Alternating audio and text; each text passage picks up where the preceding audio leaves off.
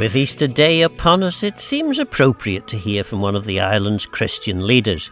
Canon Philip Gillespie has recently returned to the island after a number of years teaching in Rome, at a time when the world seems as far away from love, peace and kindness as it's ever been. Perhaps it's time to hear from gentle, humble leaders who really do care about our lives and fulfilment.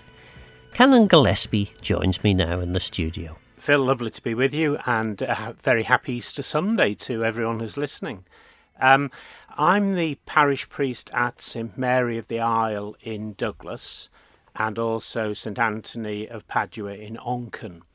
And as well as that, I have I won't say an overview, but I have a particular interest with the Catholic parishes in Ramsey and Peel, and also Castletown and Port Erin.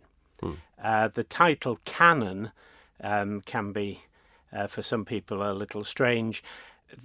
Around the bishop in a diocese, there's normally a group of advisors, and they're drawn from different parts of the diocese. We form part of the Archdiocese of Liverpool, so the bishop lives in Liverpool, and one of the voices that he much values is the voice of those who are part of the Archdiocese but live here on the Isle of Man. So the canons form what they call a chapter, and the chapter is the body that meets with the bishop. And actually, I mean, now you've referenced the bishop in Liverpool. Obviously, we have a bit of an issue going on in the Anglican Church on the Isle of Man, particularly in relation to the Keys deciding that actually, you know what, we don't want the bishop to be able to vote in Tynwald, and then there's the potential loss of the bishopric of Soda and Man. I mean, How big a deal do you think that's going to be? I mean, in terms of your dealings, do bishops in Liverpool understand that the Isle of Man is a different place, a separate place to England? I think they do, and increasingly they do. Of course, a couple of years ago, St Mary of the Isle in Douglas was made a co-cathedral to the Archdiocese. This happens especially when an Archdiocese or large diocese spans two different countries. So you can have a cathedral in Liverpool in England and a cathedral here in Douglas. The idea of the cathedral, of course, is the place where the bishop's chair of teaching is found, the cathedra. That gives us the name cathedral.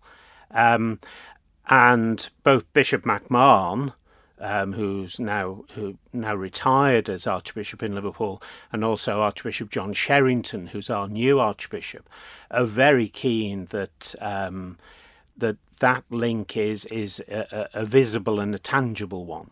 So, for instance, the Archbishop will be over here in May time for the giving of the sacrament of confirmation. He'll hopefully come over at some point as well to either walk the way of the gull or come over during Keel's week. I think more and more there's the value that this forms part of an archdiocese which is actually quite compact geographically, even when you include here on the island. But we're very varied in the parts of the world that we minister in. I've been very fortunate to be in several parishes in the Archdiocese in different areas. So it's valuing the uniqueness of different parts of the Archdiocese. Certainly here, it is a unique place to be, but very beautiful and lovely place to be. And that's the I suppose the technical side. But religion is much more than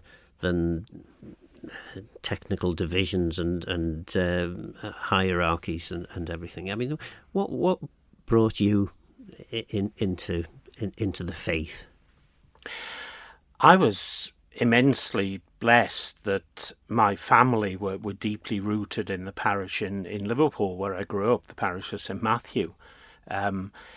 and therefore the just being around the parish and around the other parishioners and the priests there was a very natural thing to do.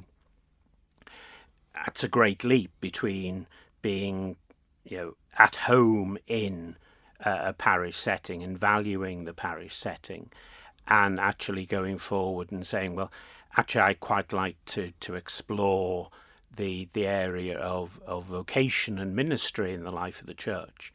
When I think back to when I was very young, there was a parish priest in Liverpool, Father Horan.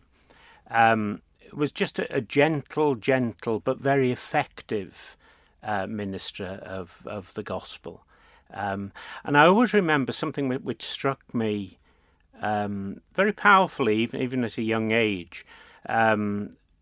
My dad was a postman driver in Liverpool itself, and they were out on dispute. And so, of course, Father Horan knew full well that the amount of money coming into the household would be limited, but there was still myself and my brother living at home with mum and dad. And we never knew it was him, but I'm fairly certain it was. Just a little envelope with a £5 note would be slipped under the door. It was just his way of saying, I know times are hard, there's not much I can do, but this I can do. And that always struck me as very typical of Father Horan. So I think back very fondly.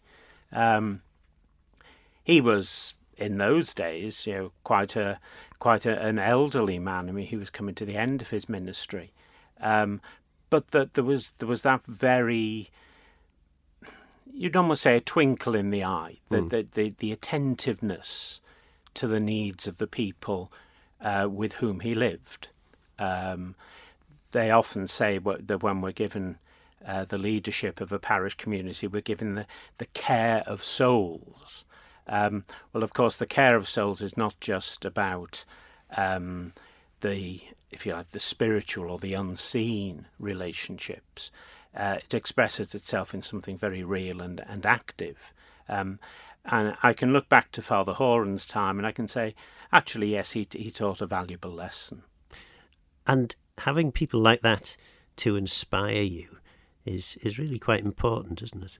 I think very important, because at the end of the day, you can read as much as you want. You can and you should go into, certainly when I was a student, we had to go into the philosophy and theology of it all, and pass our exams and get our degrees. But at the end of the day, it's when you meet someone in whom we would say the Spirit of God is very active. They are the people who make you look at your own life and say, well, how can I take the gifts with which I've been graced and actually make a difference? Make a difference, yes, in our own life, but also through our words and actions, make a difference in the lives of others. So, the decision then to become a priest, that must have been a big decision for you to take. It was. The way we have our formation is that, first of all, you put yourself forward to a vocations director and the bishop of a diocese, and then they will send you away to do formal training at a seminary.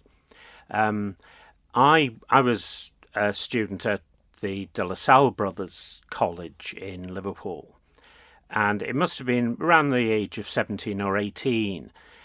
This idea of is ordination the way in which I will find fulfilment in that sense? I will be able to, to take who I am and put it at the service of something, much bigger than just who I am. It was about 17 or 18. I approached the vocations director and bishop and said, I would put myself forward as a candidate if you will validate that, if you'll accept that. I always remember the day that I was called to see the Archbishop. It was Archbishop Warlock in those days. I think my dad had got an inside track on this. He knew, first of all, that I would be accepted, but he also knew where I'd be sent for training.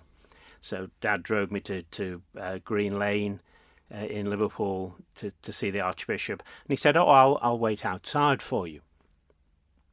I went in to see the Archbishop, and he said, "Yes, we think it would be good to explore this sense of calling, this sense of vocation."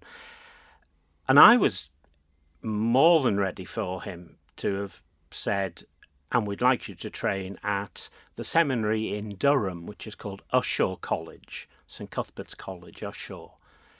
And he didn't. He said, "I'd like you to go and train at the English College in Rome."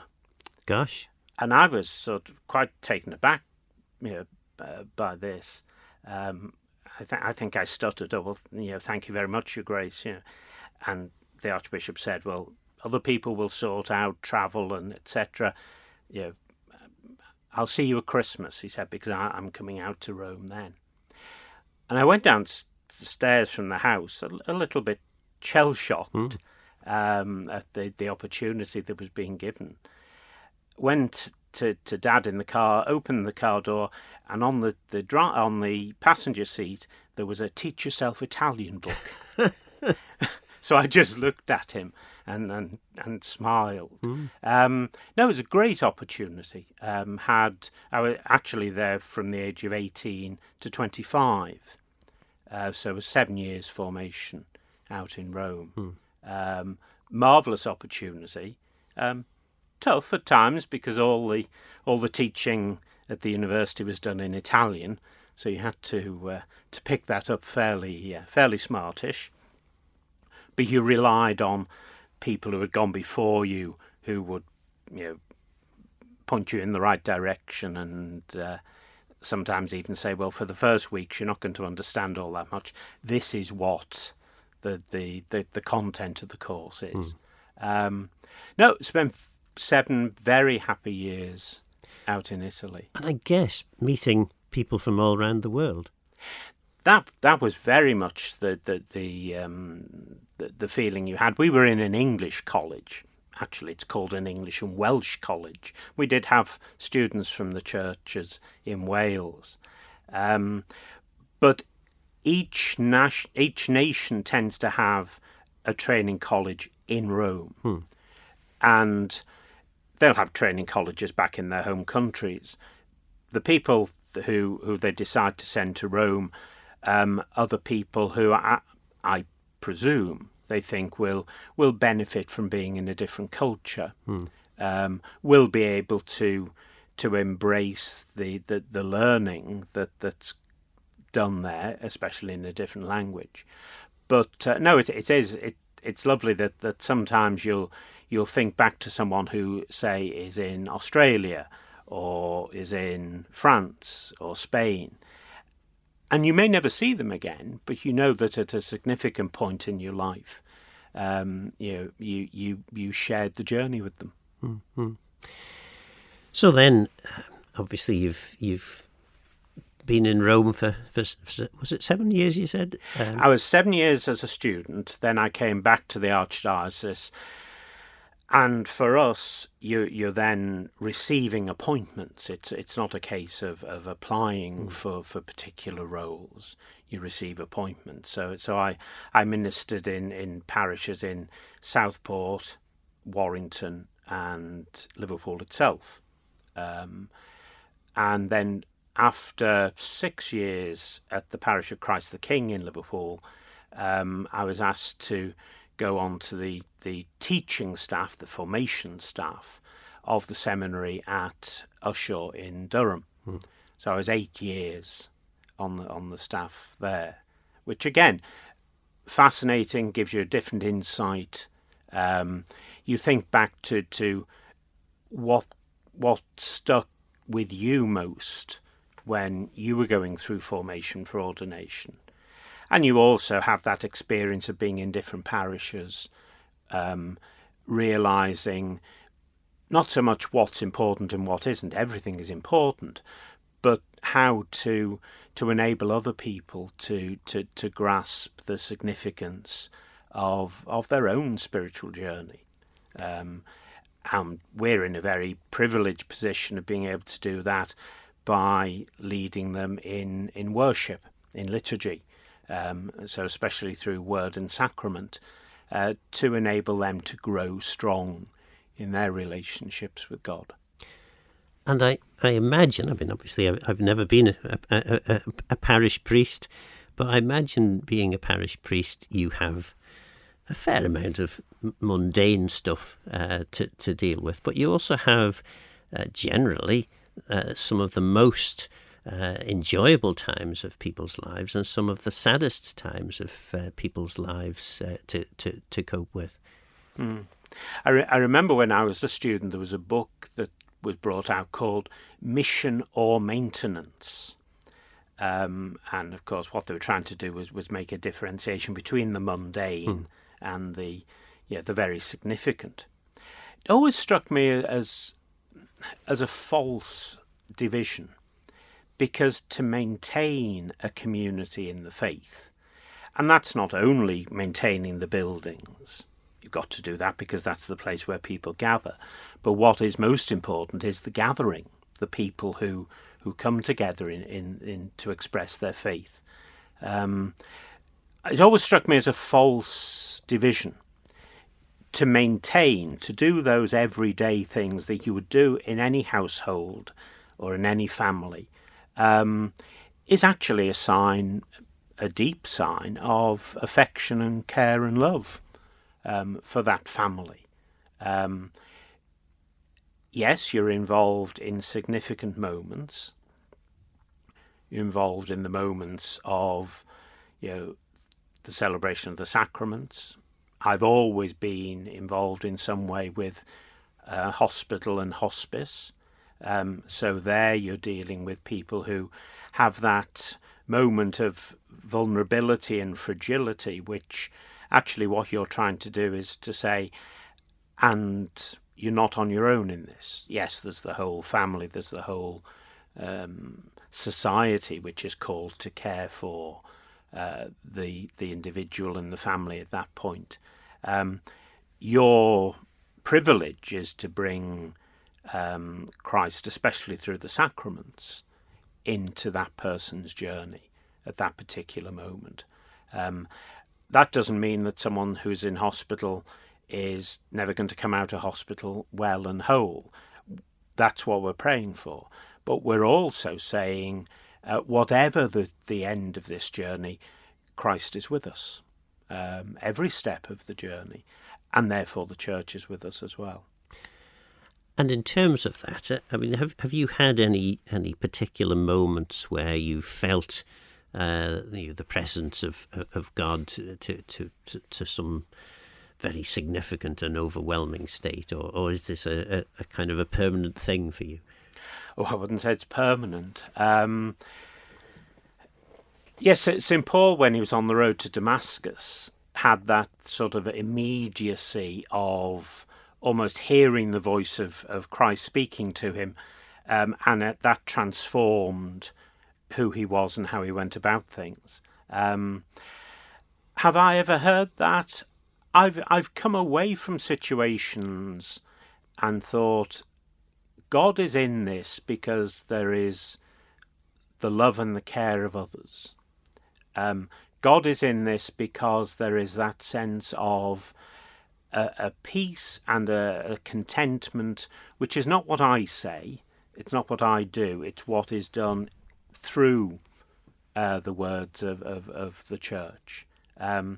So in that sense, yes. It's a bit like the story people might remember of the Transfiguration, where Jesus takes Peter, James and John up the mountain, and he's transfigured. There's a sort of glimpse of the future glory of the resurrection.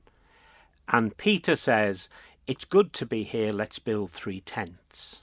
In other words, Peter wants to fix it and have it permanently like this.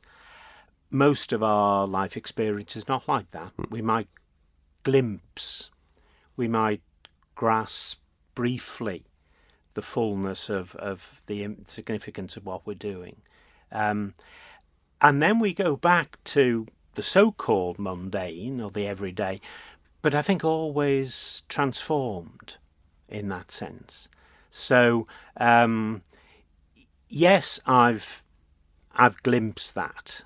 It's not a permanent thing, but it's something which is permanent in the sense that it transforms the way you go about things. I avoid the word change because in that sense we are who we are. I am the same person as was brought up in the household in Liverpool, with all the learnings that have gone on since then. But those things have helped me grow and develop. So I'm not a changed person than as I was growing up. I think, as with all of us, we've grown and developed, and we've got a few of the learnings of times past, a few of the wounds of times past as well.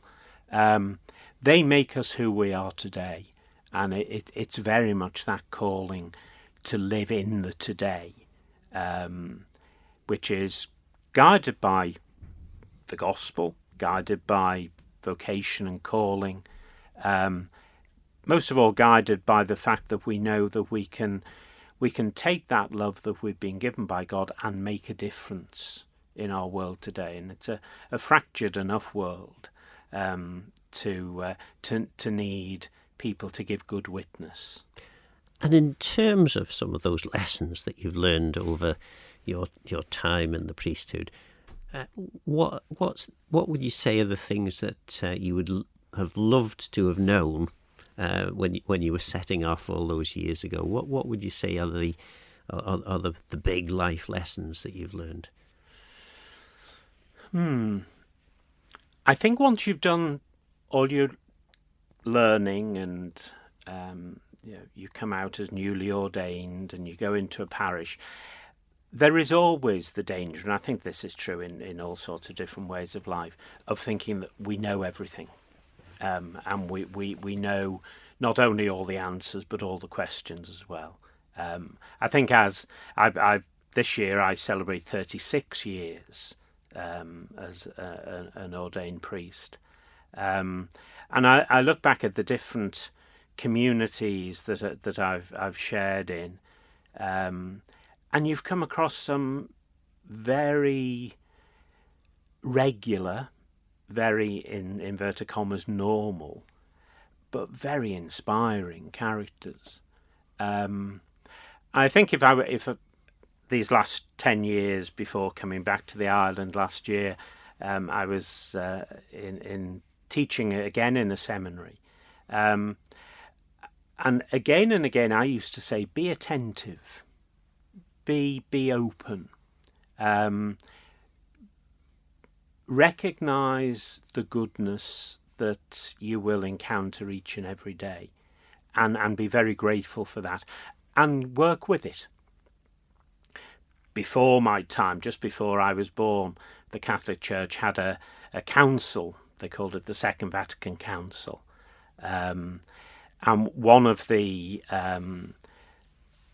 great teachings of that was that the joys and sorrows, the hopes and the difficulties of the world are also the hopes and sorrows and difficulties and sensitivities of the Church. But it said, work with all people of goodwill.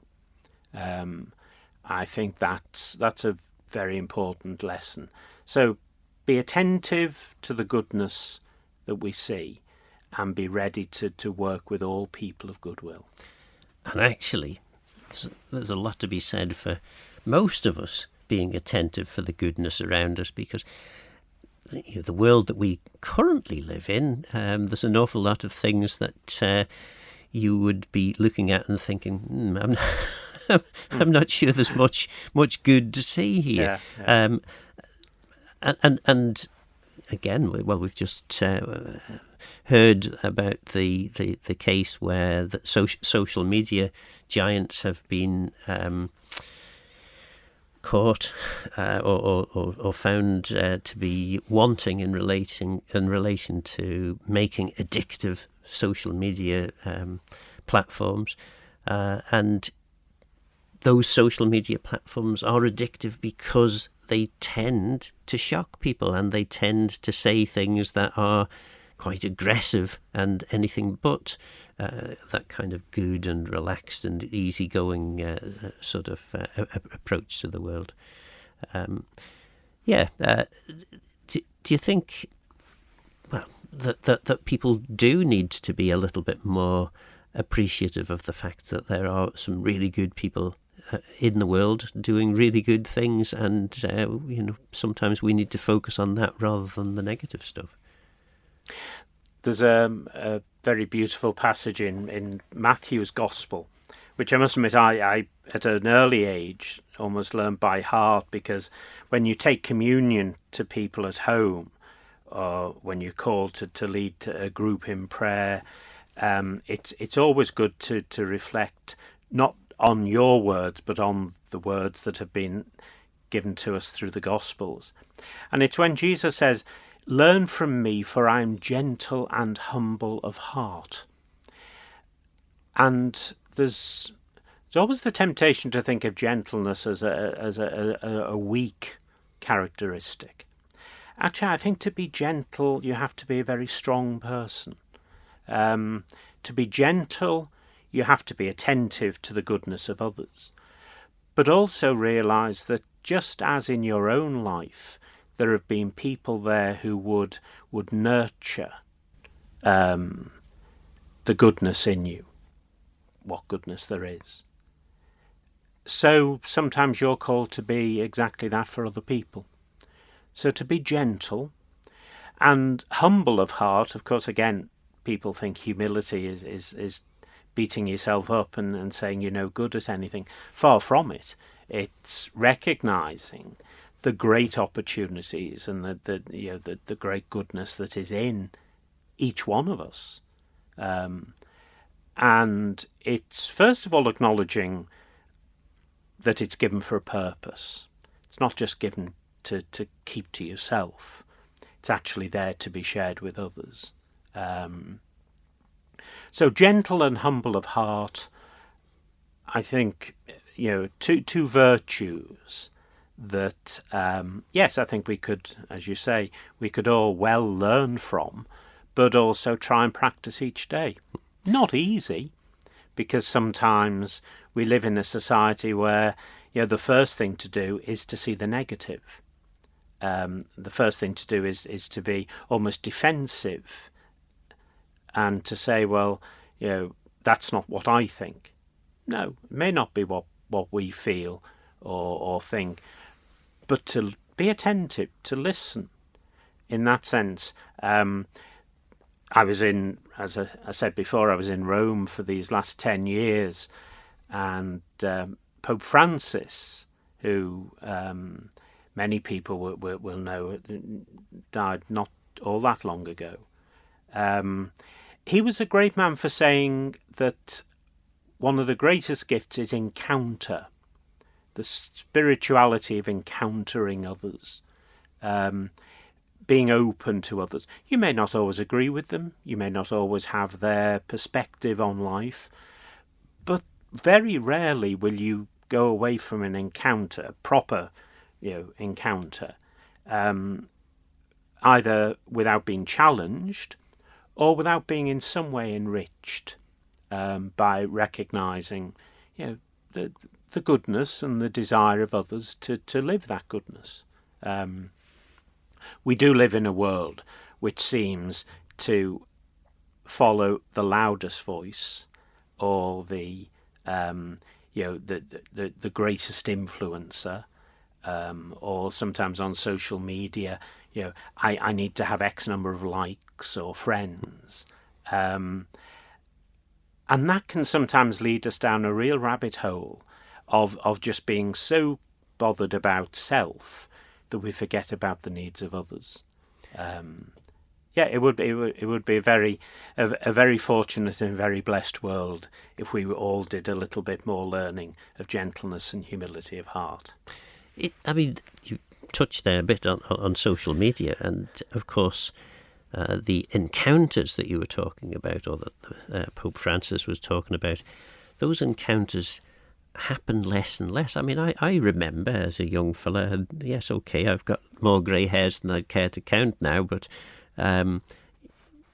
encounters were all around us. We would regularly go out to things. There were loads of events on in the parish. You met people. You talked to people. That this happened very, very frequently. Certainly, if I look round now at the number of events happening in the parish that I grew up, they are substantially fewer, and most people's connection with the world is now through electronic gadgets, and it's a different.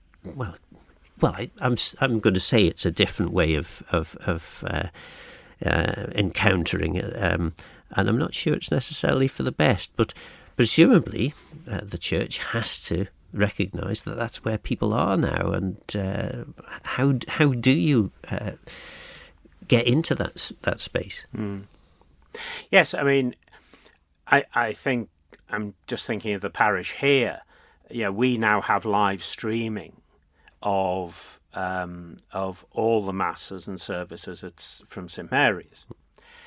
The great positive of that is that I know that there are people the other side of the world who, in that sense, encounter, the parish through social media.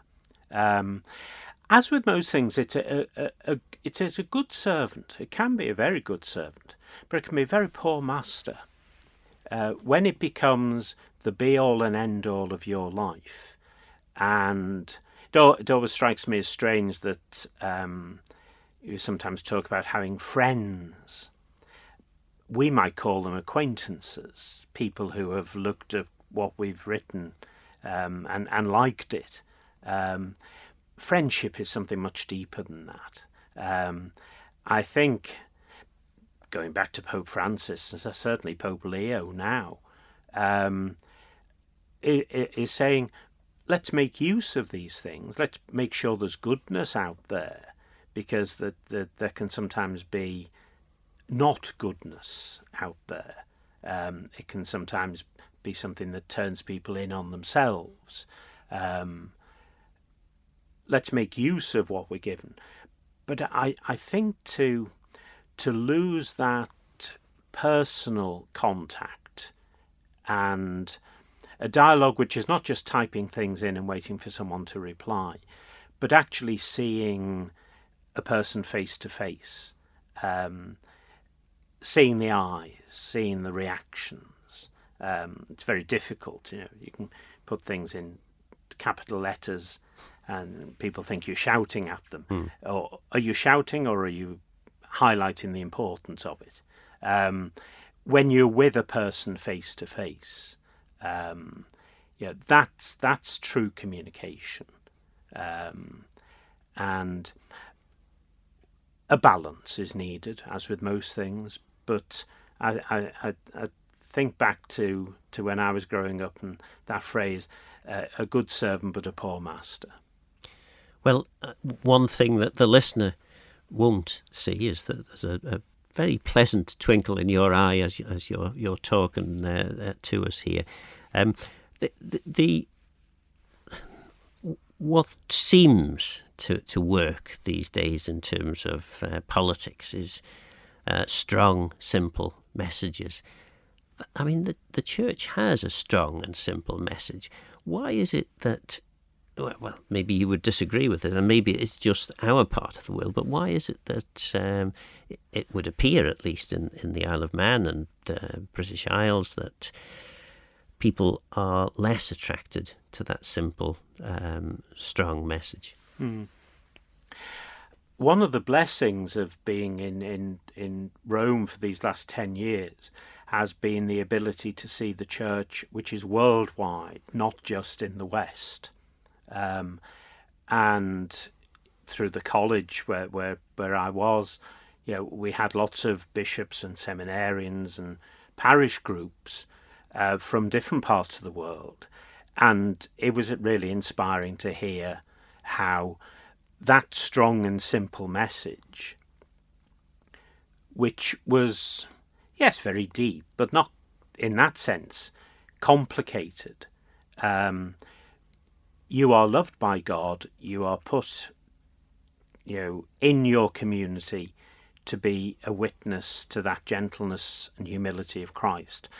That's your vocation, and it's a vocation which doesn't take away from who you are, but actually bolsters and adds to the dignity of what you've been given. Over these last weeks in the parish, of course, we've been thinking about Lent and about the idea of how do we grow in our understanding of faith. When I was growing up, they had in the primary school a thing called the Catechism. The Catechism, just a book that teaches. And it was a question and answer. And one of the questions was, why did God make you? And the simple answer was, God made me to know him, love him, and serve him in this life, and be happy with him forever in the next. Now, you might say, well, that's very simplistic and very bald as a statement, to know, to love, to serve. Actually, it gives you the idea of a life full of purpose. To come into relationship with God. He has loved us so much. He's given us the person of Jesus, and then to serve. Sometimes serve can be portrayed as rather menial, a servant or someone serving a table or whatever. And yet, really, service means look to the good of others. I think in my mind it ties in very nicely with that idea of gentle and humble. To look to the good of others means to value the other. It means to seek to bring out from them the goodness which we believe lies in the heart of all people. Pope Leo, being an Augustinian, he's part of a religious order within the Catholic Church. He often quotes Augustine himself. Augustine was a bishop in Africa in the 4th and 5th century. And he says, God loves you as if there's no one else to love. And you think, well, that can't be true. But actually, I think it is true that we are all unique. We all have that potential within us to mirror the kindness and the goodness that we find in God, in the Trinity. There's a preface that we've been using at the Masses of Lent, which says that prayer, fasting, and almsgiving, the three areas of life that we look at, especially during Lent, help us to imitate you in your kindness. And again, there's another word which sometimes we think is rather weak, to be kind, to be thoughtful. And yet these are the building blocks of a society which, yes, will have differences of opinion, will have to make decisions, but knows where its priorities are. And those priorities of gentleness, humility, kindness, goodness, they don't go out of fashion. They don't change from one generation to another. Perhaps we need to be more sensitive and sensitized to the value of those gifts. A lot of people listening to this programme may well be without any sort of religious faith, but they would, I would say most people living in the Isle of Man get the idea that having a philosophy by which to live, which is about goodness and kindness and love, is a good thing. It's just that step from having that basic philosophy for life, which is a good thing, to then having to believe in some supreme being that no one seems to have found any evidence, scientific evidence for in terms of existence. Do you get that? I mean, how would you respond to people who think in that sort of way? I think that the searching, and in that sense, to use the word, the philosophy, I always think back to, there was a character we encountered when I was doing philosophy studies, and his name was Justin. Justin lived in the 2nd century, and he went through all the different philosophies that were out and about, and he said, the reason that I see Christian faith as the true philosophy, the true searching for wisdom, is because of the person of Jesus. Now, would I claim to know everything there is about the person of Jesus? Absolutely not. I don't think any of us will, until we actually have that ultimate encounter with him. So there's not a difference, I don't think, between the philosophy which sometimes is presented as definitely not talking about a supreme being or a God with whom we have encounter. It's about self. It's about how I want to work. It misses the we of it all, the togetherness of it all. It always strikes me and struck me, from the outset really, that when Jesus said, "How do you pray? Pray in this way," he didn't say "my Father," he said "our Father." So there is something. There's the whole question of believing and not belonging. There's the whole question of not wanting to be part of something which is, in that sense, institutional or institutionalized. I can well understand that. All I can say is, in my experience, what the church gives to me is a context in which I can live and know, love and serve, in that sense, and I can grow in my understanding of what it is to be called to be in relation with a God who is ultimately a God of creation, but also a God of encounter. And especially on this day, on Easter Day, we think of the way in which for 2,000 years that proclamation is echoing still through the world. When they go to the tomb and they find it empty, he is no longer here, he is risen. Don't look among the dead for someone who is alive. And of course, over the Easter season, we'll read a lot in our liturgy from the Acts of the Apostles, which is almost the what happened next. What difference did this make to people? How did they respond to it? How did they come to understand it?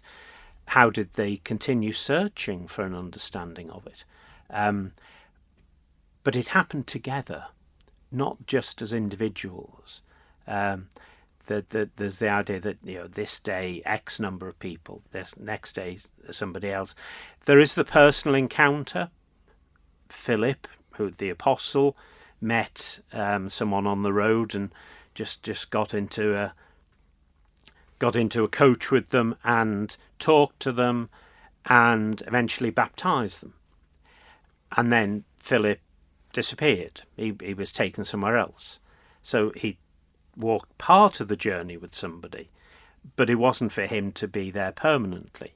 There was the sense of, and now you've begun the journey, God will help you continue that journey in different ways and with different people.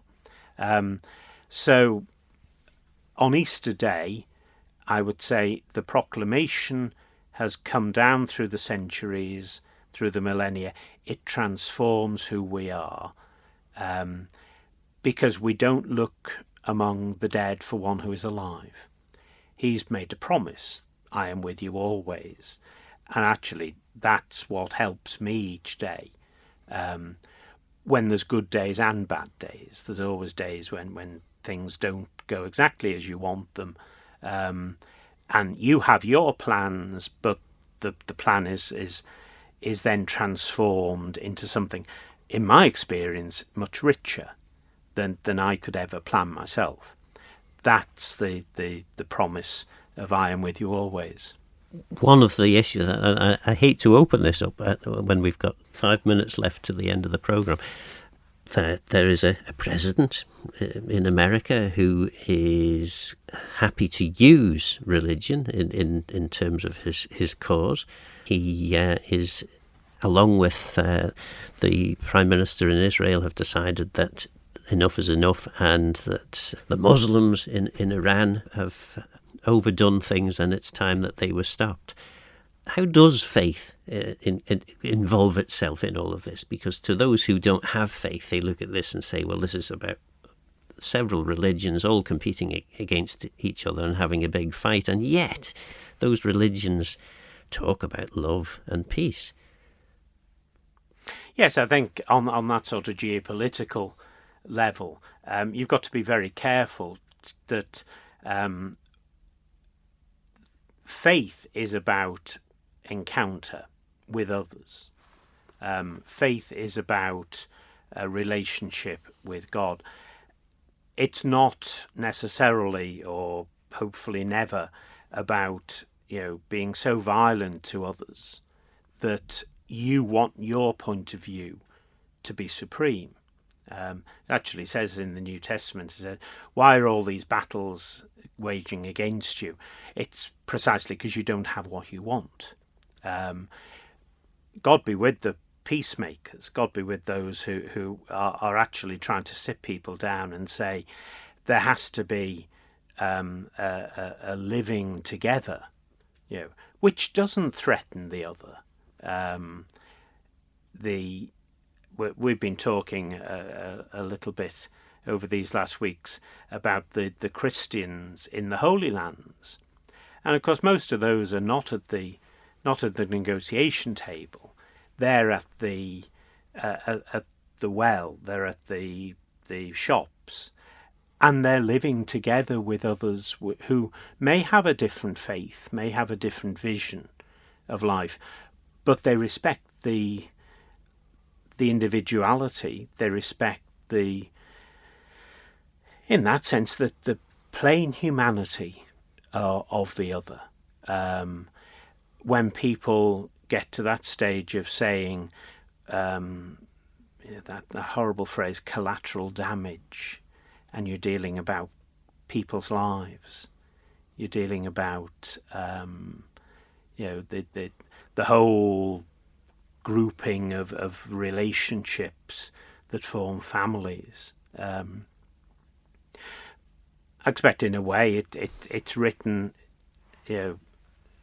learn to be gentle and humble of heart.